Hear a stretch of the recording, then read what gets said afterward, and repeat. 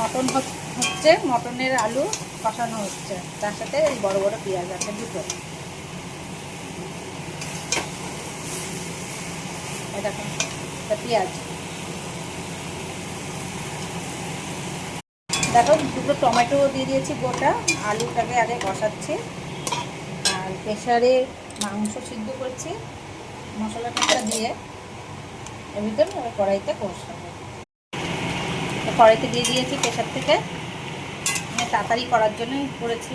আর এই টমেটো আছে, তারপরে একটু সিদ্ধ হলে মানে এটা নরম হয়ে গেলে নিয়ে দেবো। তো মাংস রেডি। কালারটা কেমন হয়েছে কমেন্ট করে বলবো। মাটন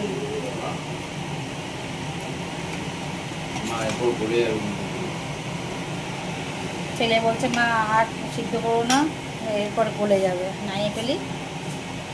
বলবে কেমন হয়েছে। দেখো মাংস রেডি।